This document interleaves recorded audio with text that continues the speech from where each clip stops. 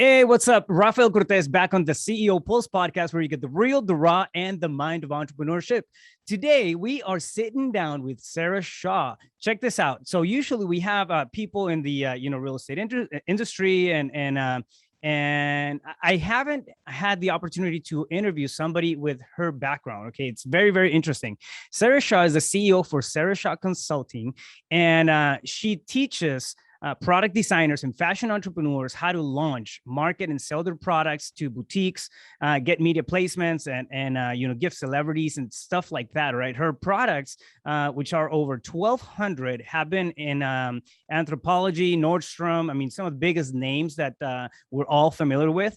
So she's also been interviewed for Entrepreneur, Forbes, and the Open Forum on American Express. I mean, it's just amazing what she's been able to do throughout her career. So it's a very, very different take on what we usually listen to here in the podcast, and I'm very, very excited to tap into her wealth of knowledge here. So Sarah, welcome to the show. Thanks for being with us. Oh, I'm so glad to be here with you. Yeah. So I mean, you obviously have this extensive track record in terms of entrepreneurship and launching and getting your stuff known, right? When it's that's one of the biggest challenges that most people have, in terms of launching, especially when you have a physical product that you're dealing with. But before we tap into that, can you give us a little bit of background on you, how you got started, and how did you become or were able to build what Sarah Shaw Consulting is now? So, all right. Well, I'll give you the short story because it could be like, we could talk for 3 hours.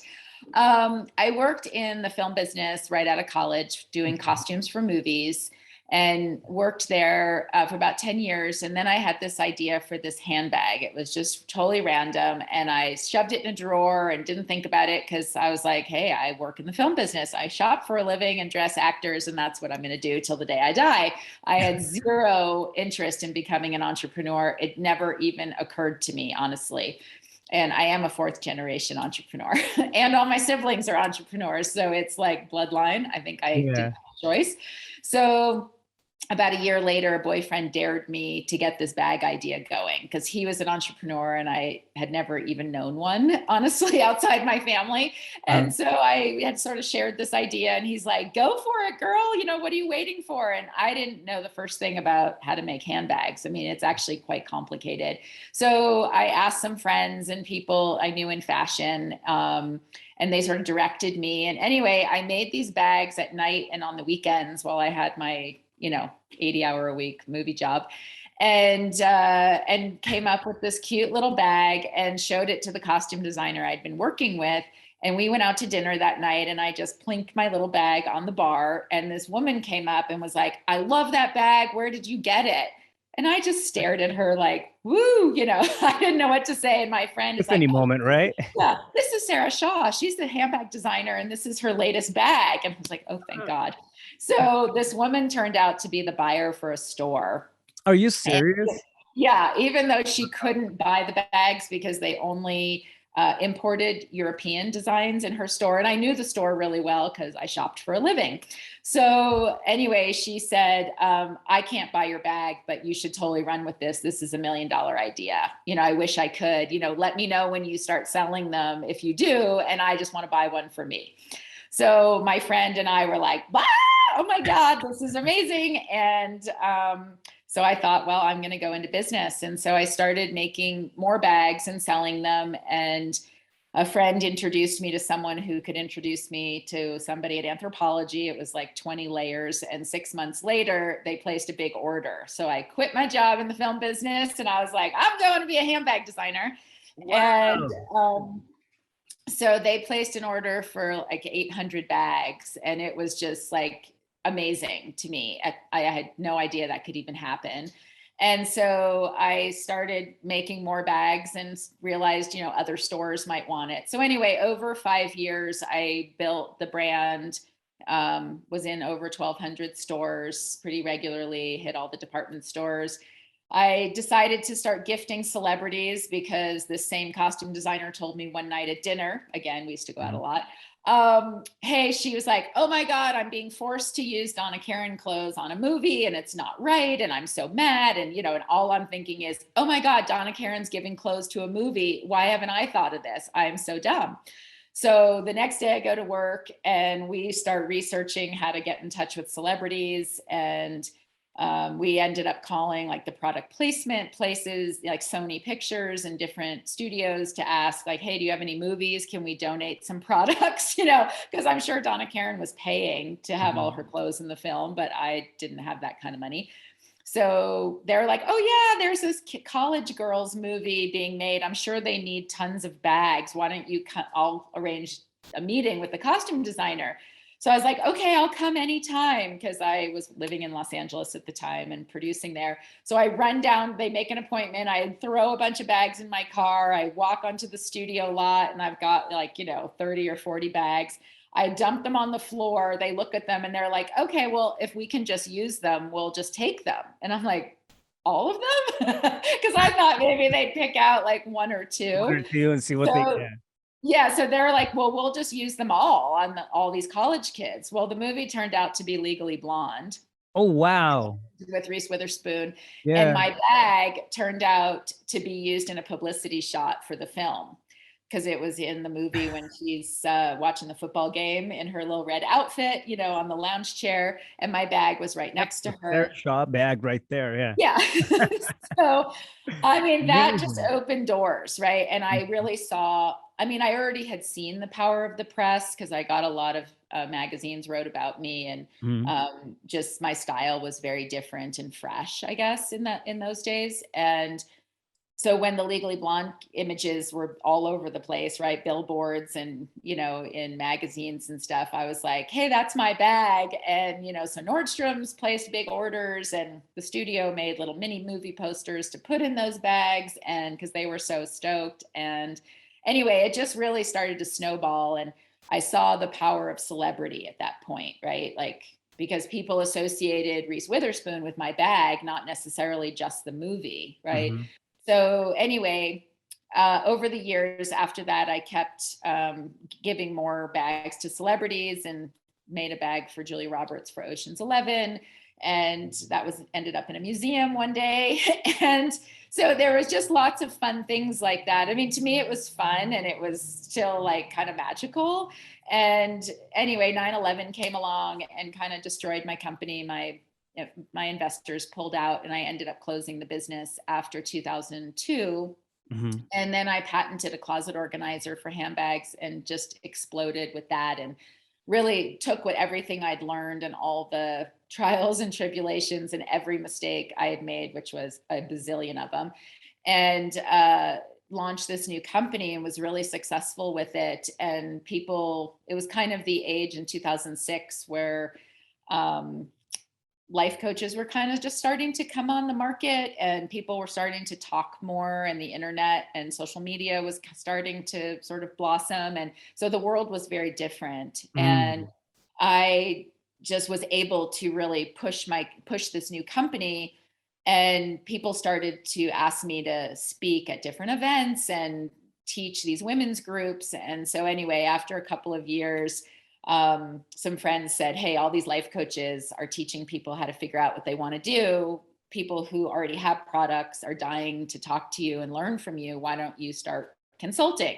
So anyway, in 2009, I hired a business coach to teach me how to get what was in my brain out into the world and how to teach people, because it sounded so stupid to me. Well, that's a lot harder than it sounds, really. Like a lot of times we will talk about something and it makes perfect sense, and then the person in front of us or the audience in front of us, it's just blanking.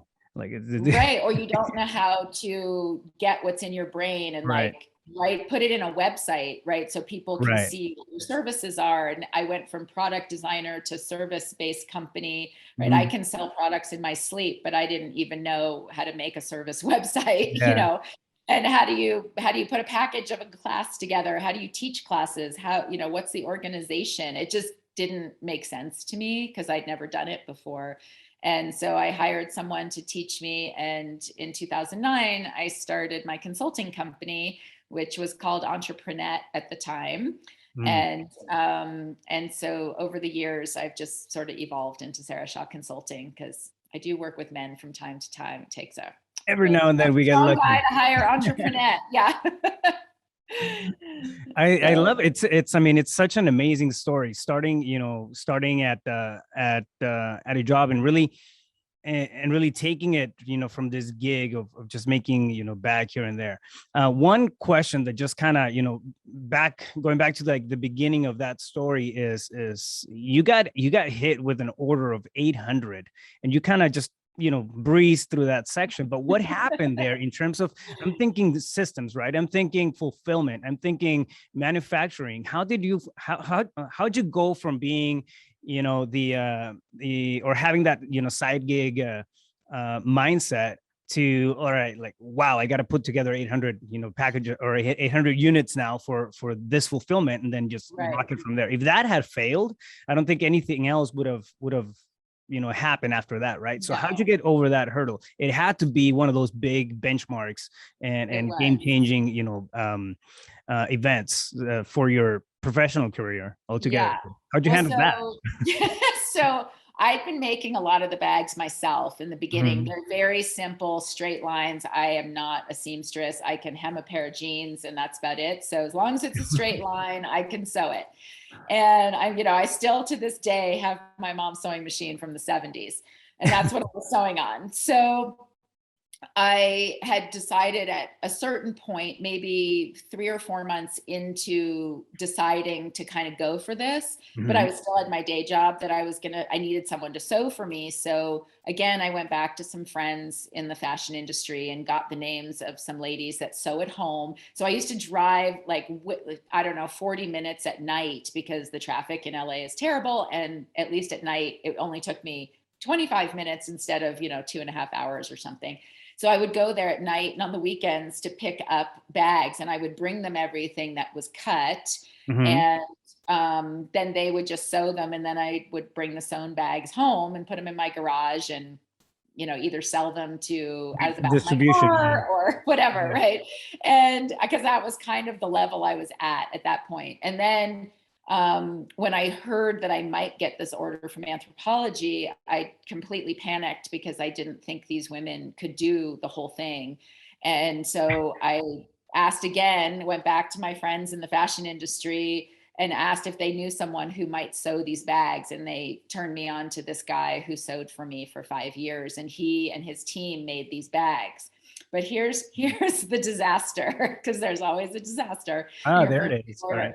So my bags had to be fused with 2 fabrics together, which means that you take 2 fabrics, put glue in between, like a big roll of glue, and then it goes through a heated machine. So the machine has to be hot, and it compresses. It's got these rollers, right, that are rolling the fabric and heating it at the same time. For like the inside and the outside of the bag? Correct. Soft inside, leather outside type. Yes. Okay. So I needed these 2 pieces to be fused very tightly, right? Because then they would get cut into the shape and then sewn, and, so they're getting manipulated and whatever. So all the bags get delivered to my studio. They're all stuffed and in poly bags, right? Taped together so they don't get dirty in transit, because you have to ship everything. So I examine a few. I was like, I better take out a few and just look at them, The glue did not stick. Oh. So along the edge of every bag, because they were raw edged, I had to undo every bag and hand iron them all myself. And I had like 5 days to get the shipment out. And so anyway, of course I did it. I stayed there for like 3 days and didn't eat or sleep, and just ironed. This is that big 800 bag order? 800 bags. Yes. Insane. Yeah. So I did it, and I got out, and it was awesome. Wow. I mean, way to overcome, right? And then you have that going on, and then you have also the thinking out of the box. I mean, it's maybe because you were in that industry already, the show business industry. The idea came too, but I mean, you picked up the phone and you literally made a cold call And that's how this whole thing just kind of unraveled, right? And like, hey, Mhm. I mean, that's a long shot. I mean, that's something that, oh, you know what? Why do it? I'm not even I'm not even going to bother. I don't think it's going to work. What are the Right. odds of me calling, a movie company and then asking them for, something like this? What are the odds? Yeah. I think the what are the odds mentality stops a lot of people before even, they get going. For So I mean, sure. doing that is it's definitely, it's risk, it's thinking out of the box. And I mean, it kind of made your whole business, right? Just, snowball Mhm. from there. Mhm. Amazing. I think one of the things I really learned working in film was never take no for an answer, Mm, because if you go and tell a movie producer, sorry, we can't do that, you could get fired or something yeah. worse.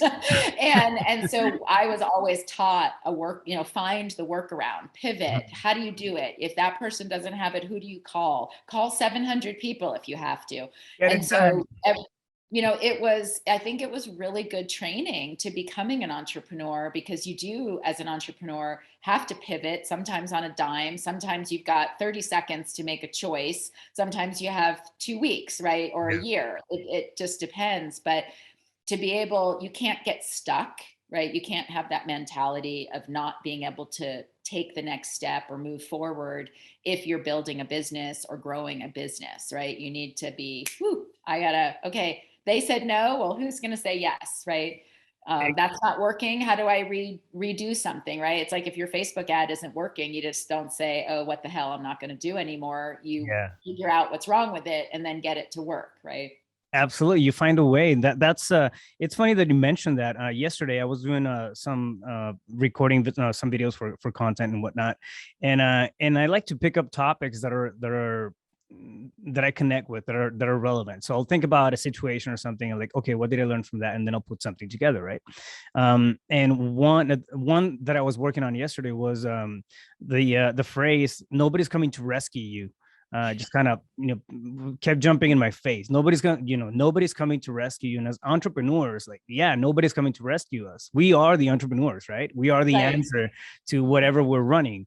And if we suck at that, like the whole thing is gonna have a detrimental effect on everybody else, clients and employees, staff members, team members, and everything. But yeah, it's you got to have that tenacity, that grit to keep coming back and just figuring things out. Otherwise, it doesn't For work. sure. Like you're not gonna last in Yeah. this. Yeah. So now through Sarah Shaw Consulting, you do you sit down specifically with product designers and then show them how to take something from concept to market. Can you give us a quick a little brief on how that process works? Yeah, so usually I work with people who have established products, who've Mm-hmm. already done the creation portion. It's pretty rare these days that people find me when they just have an idea. Mm-hmm. In the old days, they did. But it's much easier now to make your own product. So mostly they'll come to me with a product and just not really know how to market it or sell it. So it can be scary to call stores, right? I mean, you're essentially cold calling people or cold emailing them, Mm-hmm. and trying to get your product in front of them. And if you go right to sort of digital marketing statistics, right? And before COVID, it was kind of 7 to 8, 9 times of contact, right? Before you might get a reaction out of Right. people, whether that's email, phone, social media, an ad, whatever the points of contact are. I kind of found during COVID, it went up to sometimes 15. Mm. And that just because everybody was online and wasn't in stores or doing other things, right? And then it's kind of coming down a little these days, but not, I don't really find it back to the 7 to 9 times personally. Well, And so Mhm. oh, sorry, go ahead. Oh, I was going to say, so we work with people to help them sort of keep that momentum going, because I think a lot of people will, whatever they're reaching out to, whether it's stores or magazines or looking for other clients and other businesses, if they don't get hear back 1 or 2 times, they're just like, oh well, they must not be interested, Yeah. and I'm They just like, hate me. Yeah, I'm like, let's keep going. It's months and months because, once you've got people hooked in, or they're opening your emails and you're remarketing to them, or they're hitting your social media and you're retargeting them for ads, or whatever those connections are, all of each step just builds more and more credibility, which I think is really important in building a brand. Yeah, no, absolutely. I think, well, digital media or digital marketing it's a whole different beast in itself. I think one thing that happened too, like during COVID, you're completely right. People were not out there in the store. So what happens? Everybody ramped up their marketing on the digital side, right? So you get exposed and you get hit with I don't know, 10 more ads or 15, 20 more ads than you normally would. And what happens? The contact rate obviously has to change. Now people are getting back out there. They're going to the physical stores, and then people are, because I see this happening. I was just at the Traffic and Conversion Summit in San Diego last week, and it's actually one of the stats that was talked about. It's getting back down to that point where people are budgeting more on their Facebook ads, because now people are more out there now, like they're actually going to stores. So you have to kind of mitigate, if you have a brick and mortar business, mitigate the expenses on both sides and the marketing on both sides. Yes. So yeah, it completely makes sense. So in terms of getting something out there, I want to pick your brain a little bit here. And so say that somebody has a product, what would be the life of the process that it would take to get that product over to market? So to sell into stores? Right. So, I mean, sometimes stores, we start with email because it's really important that people see your physical product, right? It's kind of hard to pick up the phone and be like, hey, I make this shirt. I think you'll think it's really cute. And they're like, I have no idea what it looks like, right? So I think sending your catalogs and photos and links to your website and all that to introduce your brand really helps with the cold calling factor, right? Because you're warming it up every time. So sometimes stores will react and you'll, get an email right away. Oh, I love this. Yeah, I want to place an order. And you're like, wow, really? One email? And then other times it can take 15 times, I mean, like a few months ago, somebody emailed us for a client, was like, well, I think I'll try it. Finally, I've heard from you about 15 times. I think I'll try that free sample. And because it's a skincare thing. And I'm like, 15 times to try a free sample. Yeah. You're literally trying to give them something, and it took 15 times for them to say yeah. And I looked up, I looked her up in the CMS system, and I was like, wow, we have probably emailed her more than 15 times, and she's opened this email at least 10 or 12 times and finally wants to try the free sample. And then she loved it and placed an order. So it was worth the cycle, right? So I think the cycles are all different. Some people need to be wooed forever, right? They like got to see it, got to touch it, need to get 500 emails and see you on social, and you should be following them and liking their pictures on Instagram and, whatever.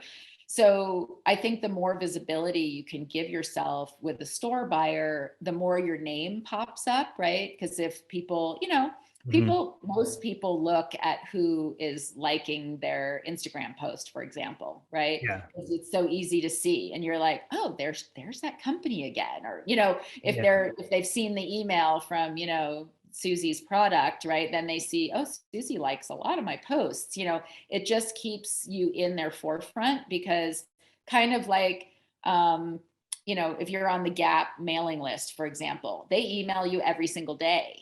Right. And they know, right, all these, which this from Traffic and Conversion, is those big companies pay other big companies millions of dollars to tell them what to email and do all that stuff for them. And that emailing every day is the best way to communicate with people. But most small brands, especially product companies, don't email every single day. They get worried about losing subscribers. I'm going to offend them. They're going to get tired of nope. Yeah, I'm like, let them go, right? Just get new ones. and so, but like when that email comes from the Gap and it has, your kid just kneeled down and ripped their jeans, and then there's an email that says, oh, kids' jeans on sale 40% off. You're like, wow, how'd they know I needed a pair of jeans today? Right? And you get all warm and fuzzy inside, and you're like, wow, that was so awesome. And you love the Gap that day, right? And then every other day you're like, delete when you don't need something. Yeah. But at the same time, that they're constantly building rapport with you, right? Telling you about all the things you need. So it's the same thing, I think, for any product company, is keeping your products fresh in people's minds, because when the Gap email comes with the jeans, if you sell jeans and they haven't heard from you in 3 weeks, they're going to buy the other ones. So it's keeping that momentum going, whether it's a magazine editor, a store buyer, an online shopper. If you're communicating with celebrities and want to get products to them, you can't just send one email, right? I mean, I'm sure their gatekeepers get 1,000 emails a day. So you have to come up with, what's your happy medium? Like, what can you live with? Because I think too, if you're kind of forcing yourself to send emails out and you hate it, the juju in the world is going to kind of know that, right? Yeah. Like, you got to get behind what you're Oh, doing. So, absolutely. People pick up the vibes. Yeah. and so I think everyone's got to kind of find their own happy medium, or just get a better mindset to know that people want to hear from you. If they don't want to, they'll just unsubscribe, and then you're doing other things to bring in new subscribers. So you want to just keep that pot fresh all the time. Yeah, no, I completely agree. A couple of things I've learned about marketing and then selling, whatever you have to offer, right? Whether it's coaching, it's consulting, it's a product. Sometimes we don't want to feel like that sleazy salesman. However, we feel like if you sit with yourself and you genuinely feel like you have something good to offer the world, you're really doing a disservice if you don't put yourself out there, right? Totally. That to me was a change of paradigm. Like, I'm not selling anything. I'm not begging for somebody to come in and take my product. I have a badass product. I mean, people should have this because it makes their life better, somehow, some way. I have a really cool, bag, beautiful, gorgeous bag that just, I see it and puts me in a good vibe. I like it. I enjoy looking at it, and it does something, right? And the same goes for, for different, products or coachings or trainings.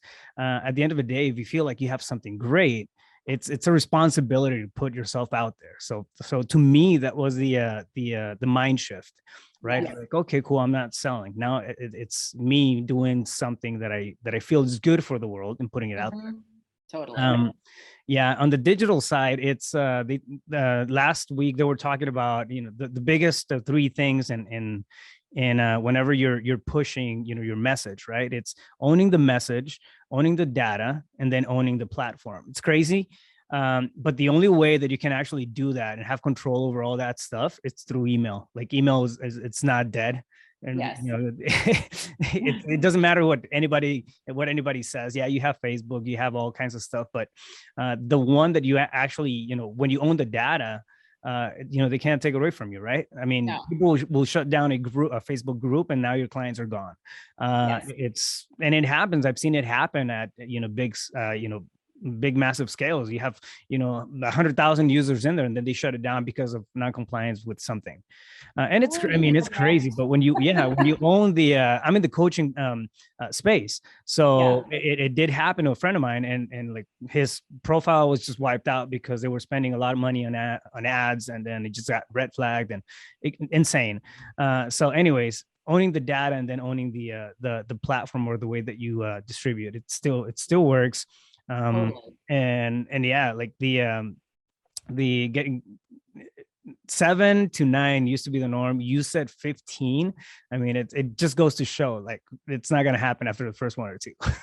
No. And you have to have that staying power, right? Like, you gotta, like, to be an entrepreneur, right? You gotta be able to go with the good and the bad and the ugly, and hopefully more good, but especially if you're not getting someone to help you in whatever your field is, right? You're gonna have a lot of uglies, or at least I have. I mean, I feel like everything bad has ever happened to me, especially with my first handbag company. Everything down to, like, losing the trademark on my own name. But, but you find a way to pull through, right? If you're passionate about something and it means something to you, right? Sometimes I hate that word passionate, but sometimes it just incorporates everything you want to put into a word, Yeah. but you got to want to jump out of bed and do it in the morning, right? If you're just laying there like, oh, really? I mean, obviously everyone's got those days, but if that's the majority, like 4 or 5 days out of the You need to week, find something else. gotta find something else to do, because it's gonna have rough patches, right? And you're, especially in this digital age, right? I mean, I'm constantly learning. I'm always in some kind of program of what, it's like with the iOS 14, right? Now iOS 15, like you've got to stay on top of your ads and learning and what's the tricks and who's busted the system, who's going to teach you, right? And so I'm constantly looking for these people who can teach me the next level of something, because otherwise you just quickly get left behind now. Mm-hmm. Yeah, it just things move so much faster. It's not, print material used to take a while, and not anymore. You have an idea, you put it up on Twitter, somebody else picks up. Now you have that ripple effect on accounts, and next thing you know, a couple 100,000 people have seen your message. It's to me, it's insane how the degree of influence can break companies just out of a comment. I mean, if Elon Musk posts one thing, like he can make or break a company. We've seen it before. Yeah. It's just insane, right? At the end of the day, it really comes down to how well you own your space and how well you're able to swim in it. So I mean, marketing and getting your voice out there somehow, some way, it's crucial. And I think a great way to do it is the way that you take advantage of tapping into celebrities. Do you do the same thing, for example, with social media influencers, or do you treat that avatar a little different? No, kind of the same, except for here's the funny part. Like A-list celebrities, right? Big movie stars don't ask you for money to give them something. And often they'll post it on their Instagram, like, look at this cool thing I just got, right? Yeah. Or Wow. whereas Instagram influencers all want money up front because that's how they make a living. Yep. So I really, I think everyone should make a living. So you do it however you need to. But I really like to pitch the influencers sort of as a pay for play. Like, if you think you can sell this, I'll give you 25% of everything I make. Use this coupon code, or, get my affiliate link, or whatever you're doing, or, hey, I'm not promoting with anyone else this month. This is your month, right? October is your month. Every single thing that's sold on my site, I will give you 25% of, right? If you know that, you turn off your Facebook ads or whatever you're doing to drive your own traffic, and just see what they can do for you, right? It's like, kind of put your money where your mouth is. And if you're going to charge me $5,000 for a post, I'd rather, what if you could make 50,000 selling my stuff? Wouldn't that be way better? Yeah. And there are some influencers who are into that because they know they can sell a product. But I find the ones who are like hemming and hawing, usually if you check up on other brands that they've promoted, they've sold nothing. So, and you're like, what are you charging the 5,000 for? Like, if I can't make at least 10 or 20,000, like 10,000 is only going to barely cover your cost on something, right? As a product designer. But if you can make 20,000, right, then you're making a profit, and it would be worth spending 5. Like, if I could make 5 to, spend 5 to make 20, right? You do that all day long. Yeah.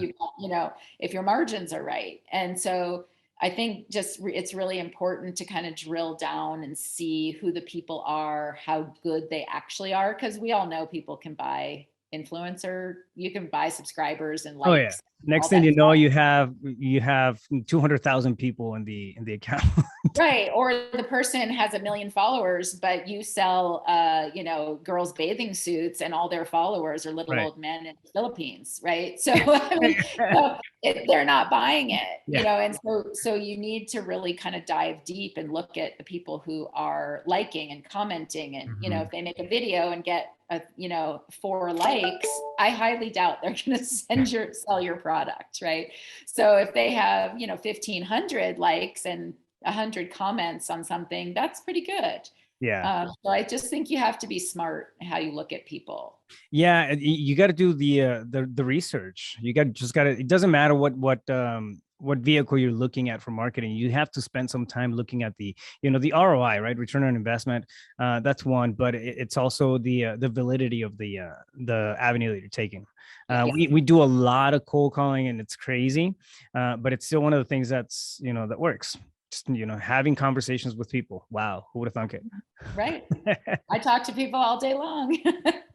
I have two questions. You mentioned earlier reaching out to stores and then kind of setting up the whole email process, and then obviously you have email campaigns and funnels and that sort of thing. But how do you select the stores that you're gonna reach out to, or how do you select the avatar of your customer? I guess it's a better frame. Well, sort of they're twofold, right? So first you want to get your avatar set up in your mind. Like I think a lot of people want to do research to find out like who their avatar is. And I was like, you can't do research. I mean, if if you sell, this shirt, for example, right? It's going to be in certain types of stores. It depends on the price point. If it's a $10 shirt or a $200 shirt, it's not going to sell in the same store. Mm-hmm. So you have to look at developing your avatar, who she is or he is, where do they live, what kind of income do they have, what is their disposable income, right? And then you want to look for stores in the places you think they live. So you want to be the most successful in the beginning. So I usually suggest, look, if you think they live in Chicago, then start looking in Chicago. If they're only in major cities because of their work or the style of your clothing or something. I mean, obviously, if you make men's suits, they're not wearing them out in Montana. Yeah. So no cowboys really wearing a suit, or not that many, right? So your guy is in a city.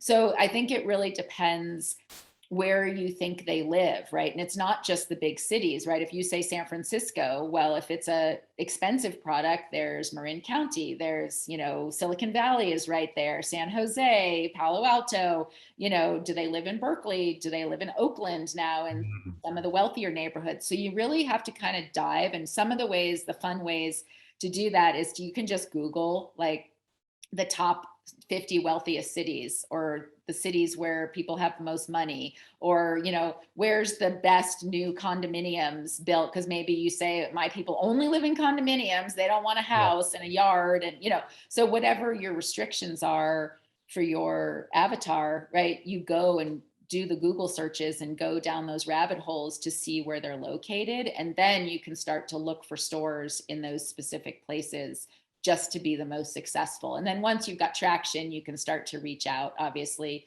to sort of your second tier, where they might live because their significant other has to live there for work or something. It's the best place to raise kids or whatever it is. Right? So it's very interesting, the approach that you take on that. I was listening to a talk with Chip Wilson. He's the Lululemon founder. Yeah, his story is pretty amazing. I mean, I have a couple of Lulu like shirts and stuff like that. I'm not like a super fan now. After listening to the guy though, like he's got it dialed in. But he was talking about he has a book, and in the book they were talking about avatars, and and how what their perfect avatar is. And I'm telling you, I mean, I go to the gym and it's like I'm looking at Chip's avatars walking around everywhere, and they're all wearing Lulus. Like it's amazing what you can do when you figure out who your demographic is, right? Totally. And it's not I don't think it's an overly complicated process if you know what to look for. Pick up 5 things that okay, this is particular to my customer, the customer that I want, my ideal customer, and then break it down from there, just like you mentioned. So yeah, that's pretty cool. After you find your for example, the store that you want to sell to, is there any particular like department that you reach out to, or is it a customer support email, or what is it? No, it's kind of diving into their site to see if they talk about the owner, and give you the owner's email or a buyer email. Sometimes some websites, like the website for the store, may have a submission form. So if you look in the footer, sometimes they'll say, submit your product here.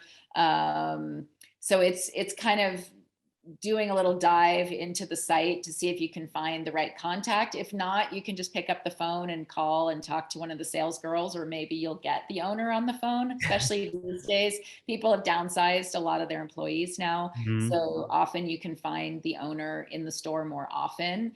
And, you know, there's lots of little things you can say. Hey, I'm a new brand. I think my products would be great in your store because you sell blah, blah, right? You sell Lululemon and we sell, you know, something else that goes with it, This or is our that. yoga Yeah. bags or something, right? And so often, you know, I want to just send an email to the buyer. What's the best email? And they'll tell you give you her name and email. Sometimes they'll say, send it to our info or customer service email.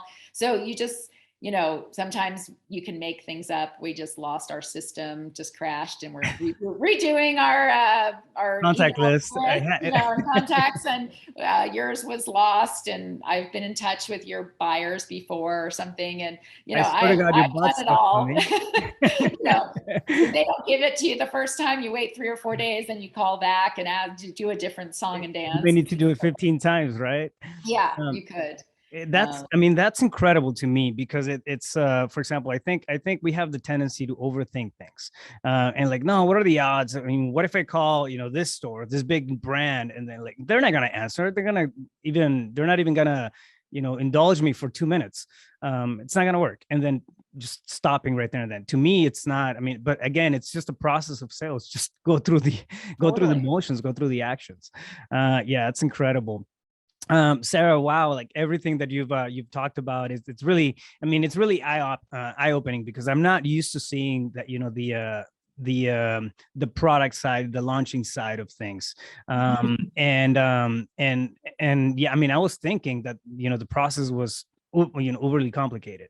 And I'm not saying it's simple by any means, but it's, in my head, it seemed like a lot more moving parts. And at the end of the day, you really, you know, come in, create something that's great, solve a problem, and then pick up the phone, try to figure out who's gonna, you know, who's gonna be a really, you know, good, you know, person to partner up, right? We level up all the time. We JV with people all the time, joint venture partnerships, and that sort of thing. It's not any different in this realm. I love it. Thank you so much for all the information. I want to be respectful of your time. But before we start signing off, I want to ask you, if somebody wants to get a hold of you, maybe learn a little more about the Sarah Shaw Consulting, you know, the services and what you do, where can they find you? So you can go to my website at sarahshawconsulting.com. And if you want to book a call with me, I've got a big old book a call button on the site. And if you want to talk about your business, I'd be happy to chat with you. We can take a deep dive, see what you're doing right, what you're doing wrong, and if I can offer some advice, or we can work together, however it works out. Beautiful. You guys definitely take advantage of that. Go to her website and click on that big button. This is somebody who's had her stuff on you. I mean, you're talking Saks, you're talking Neiman Marcus, you're talking all these places that you know, we go and spend mad coin in. So definitely, I mean, she knows what she's talking about. Take advantage of that. And Sarah, last but not least, this is my favorite question. But if you were walking down the street, and you ran into your 17-year-old self, what would you tell that young Sarah? Oh my God. Instantly trust your gut. Wow. Yeah, because I self-doubted all the time when I was developing my first handbag business, because I always thought people knew more than me. And in the end, I realized that by having that self-doubt and not trusting my own intuition or my gut, that I was constantly making mistakes. And as soon as I just put the kibosh on listening to, you know, taking for the holy grail, really, what other Right. people were telling, oh, you have an MBA. Oh, you must be smarter. You know, you've been doing this for 40 years. You must know more than me. You know, but people don't always know more than you about your own customer. Maybe they can give you some tips on accounting or how to price things, or I don't know, things that are more mechanical. But, you know, anytime someone told me, oh, you got to design a bag like this, it's so hip. And I just be like, but that's not my customer, you know, or my sales reps would say, well, if you want to be in the show this season, you've got to have this. And I'm like, okay, and I would trust them, and then it would totally bomb. So I really learned the hard way to trust my intuition. But when I do, I'm always the most successful. So I encourage anyone, even my 17-year-old self, to always trust your own intuition and don't doubt yourself, because you probably are on the right track. Maybe you just need a little nudge here or there, a little guidance, but probably what you're feeling is the right thing to do. Wow. Intuition, I mean, often comes from that space of genius, right? So it makes absolute sense. Yeah, Sarah, I love it. Your story is amazing. Your track record and your experience is amazing. So again, check out her website and click on that big button. Go have a conversation with her. For anybody who's listening out there, this is something that can really come in and then just change the business, create a business, or clarify any questions that you may have along the way. So Sarah, thank you so much. It's been a blast spending some time with you. I appreciate you sitting down with us. Oh, I had a great time. Thanks for having me. Boom, it's a wrap.